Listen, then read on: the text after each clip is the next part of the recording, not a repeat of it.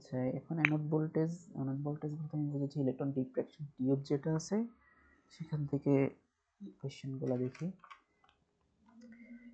Electron diffraction টিউবটা এটাকে অনেকে anode voltage হিসেবে বলে আর কি। ওই এক্সপেরিমেন্টটাই হচ্ছে এটা।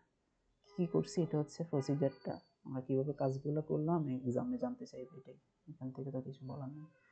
ডিফ্র্যাকশন টিউবের ভিতর কি হচ্ছে তার প্রসেস। ডিফ্র্যাকশন টিউবের মধ্যে হচ্ছে এই ক্যাথোড থেকে ইলেকট্রন ইমিট হয়, অ্যানোডে হাই ভোল্টেজ যখন দিই তখন ইলেকট্রনগুলো অ্যাক্সেলারেট করে এবং সেখানে কন্ট্রোল গ্রিড থাকে, সেটা হচ্ছে ইলেকট্রনকে ফোকাসিংয়ের করার জন্য কাজে লাগে আর কি। আর গ্রাফাইট ফয়েল থাকে, গ্রাফাইট মেবি মেইনলি এটা হচ্ছে আর কি ক্রিস্টালাইন ম্যাটেরিয়াল। তো ক্রিস্টালাইন ম্যাটেরিয়ালগুলো সবসময় ডিফ্র্যাক্ট করে, আলোকে ডিফ্র্যাকশন করে। তো আলো ডিফ্র্যাকশন হওয়ার কারণে লাইটটা মেনলি ছিটকে যায় আর কি। আমি যদি এখানে ফিগার থেকে বলি, সরি ফিগার, ইয়েস, এখান থেকে 6.3 ভোল্ট এসি, এর কাজ হচ্ছে ক্যাথোড থেকে ইলেকট্রন ইমিট করা। তো ইলেকট্রন যখন ইমিট হবে তখন কন্ট্রোল গ্রিড সেটাকে ফোকাসিং করবে, এটা চারপাশে থাকে আর কি। তো ইলেকট্রনটা মেনলি সামনের দিকে যেতে হবে, এটাই কন্ট্রোল গ্রিডের কাজ, ওই ফোকাসিংটা করে দেয়। আর এটা হচ্ছে অ্যানোড।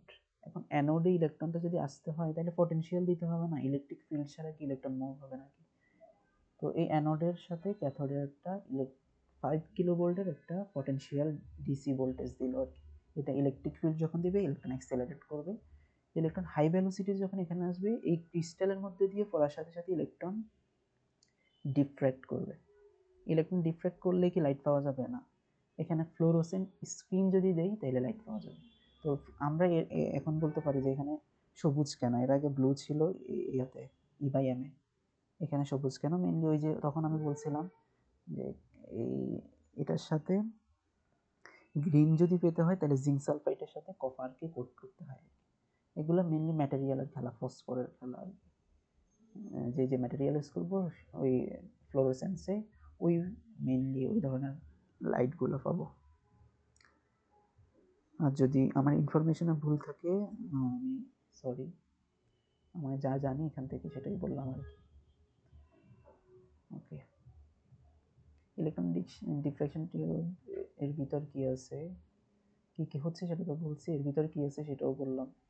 ফিগার থেকে কোন পার্টটা কি এটাও তো আমি বললাম, এটা হচ্ছে ক্যাথোড, এগুলো লিখে গেছে, কি বলবো। এটা হচ্ছে স্ক্রিন, এখানে ফ্লোরোসেন্স থাকে, ফ্লোরোসেন্স স্ক্রিন আর কি। এটা হচ্ছে গ্রাফাইট ফয়েল, এটা মেনলি ক্রিস্টাল।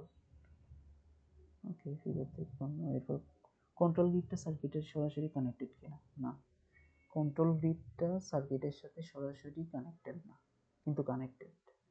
কিন্তু কীভাবে কাজ করতেছে, কন্ট্রোল গ্রিডটা মেনলি ফোকাসিং করে, এটা সরাসরি কানেক্টেড না, মানে মেইন সার্কিটের সাথে কন্ট্রোল গ্রিডের কোনো কানেকশন নেই। এটা এখানে বোঝাই যাচ্ছে এটা নেগেটিভ পটেনশিয়াল, এটা সার্কিটের বাহিরে। এই যে এটা নেগেটিভ পটেনশিয়াল দেওয়া যাতে ইলেকট্রনকে সে ইয়া করতে পারে, ফোকাসিং করতে পারে। ফোকাসিংটা আমি ফিজিক্যালি দেখাইতে পারতেছি না, এটা যদি নেগেটিভ থাকে ইলেকট্রনটা নিশ্চয়ই তার দিকে বাইরের দিকে যেতে পারবে না, কারণ সেটাও তো নেগেটিভ, ইলেকট্রন নেগেটিভ, এই জন্য আর কি। আমি যেটা বুঝলাম সেটা হচ্ছে ফ্লোরোসেন্ট স্ক্রিনটা কেমিক্যাল, এটা তো বললাম গ্রিনের জন্য জিঙ্ক সালফেটের ফ্লোরোসেন্ট স্ক্রিনে কপার যুক্ত থাকতে হয়। আর আমি যদি আমার থেকে কিছু বলি, আর কিছু বলার নাই, মেনলি এটা mainly vacuum tube, electron diffraction টিউবের মধ্যে কোনো গ্যাস থাকে না, এটার মধ্যে ভ্যাকুয়াম থাকে। এটা পার্টসগুলো হচ্ছে এই ইলেকট্রন গান থাকে, কন্ট্রোল গ্রিড থাকে, ফয়েল থাকে, ফসফোরের যে স্ক্রিন বা ফ্লোরোসেন্ট স্ক্রিন থাকে, আর ভ্যাকুয়াম থাকে আর কি। এটা মেনলি ইলেকট্রনের ওয়েভলেন্থ শো করতেছে, মানে ইলেকট্রন যেহেতু লোয়ার মাস তাই ওয়েভলেন্থ বেশি। আমরা ডি ব্রগলি হাইপোথিসিস থেকে জানি কি কোন একটা ইলেকট্রনের যখন ওয়েভলেন্থ, মানে কোন একটা পার্টিকেলের যখন ওয়েভলেন্থ বেশি তার মাস কম, আবার মাস যখন বেশি ওয়েভলেন্থ কমে। যেমন আমার মানুষের মাস একটু বেশি বা ভারী অবজেক্টের মাস বেশি, তাহলে ওয়েভলেন্থ ডিটেক্ট করা যায় না, কিন্তু ইলেকট্রনের ওয়েভ নেচারটা খুবই তাড়াতাড়ি ডিটেক্ট করা যায়। ওকে, আর হচ্ছে এখানে একটা থিওরি, এখানে সাইন থিটা কি বসলে সেটা আমি একটু বলি। এই যে এখানে হচ্ছে ইলেকট্রন ডিফ্র্যাকশন টিউব থেকে আমি একটা জিনিস প্রুভ করতেছি, সেটা হচ্ছে আমি এগুলো মুছে দিচ্ছি।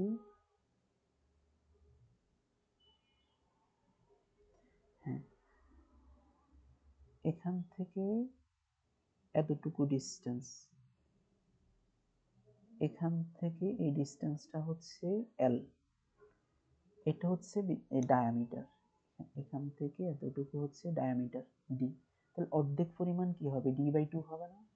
এখান থেকে এতটুকু পরিমাণ ডি বাই টু হবে। তাহলে এটা যদি অ্যাঙ্গেল হয়, ডিফ্রেক্টেড অ্যাঙ্গেল, তাহলে সাইন থিটা সমান কি হবে, এটা 90 ডিগ্রি, এটা পোরশনটা 90 ডিগ্রি। তাহলে আমি যদি এখানে একবার আঁকি, এটা এরকম ডিফ্র্যাক্ট হলো, এটা পুরোটা যদি এইভাবে দিই, এটা হচ্ছে ডি বাই টু,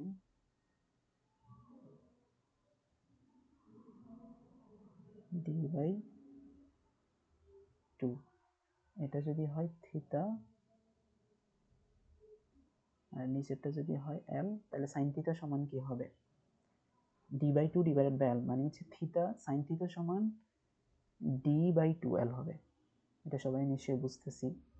তো সাইন থিটা সমান ডি বাই টু এল হলে এই যে এখানে আমরা ডিরেক্টলি ব্রাগস ল থেকে, যেহেতু ক্রিস্টাল ইউজ করা হয়েছে, ক্রিস্টাল ডিফ্র্যাকশন যেটা আমরা পড়লাম, ব্রাগস ল, ল্যামডা সমান এন ল্যামডা সমান ডি সাইন থিটা, সাইন থিটার জায়গায় হচ্ছে ডি বাই টুয়েলভ বসাইছে, মেইনলি সাইন থিটার জায়গায় ডি বাই টুয়েলভ, কিন্তু থিটার জায়গায় কেন ডি বাই টুয়েলভ বসাইছে এটা আমি আসলে জানি না কিভাবে হচ্ছে এই ক্যালকুলেশন, এত কিছু করার দরকার আছে নাকি? খুবই ইজিলি তো সেটা বোঝা যাচ্ছে ত্রিকোণমিতি দিয়ে, ম্যাথমেটিক্স ইউজ করলে তাড়াতাড়ি হয়ে যাচ্ছে, বা এত কনসেপ্ট লাগতেছে না এখানে, এই কনসেপ্টের দরকার আছে, এই কনসেপ্টের তো দরকার নেই, সিম্পল ম্যাথমেটিক্স। ওকে, আমার পক্ষ থেকে এতটুকুই, কেউ যদি এর থেকে বেশি জানতে চায় আর একটু ভালো করে ডিটেলস পড়লে হবে।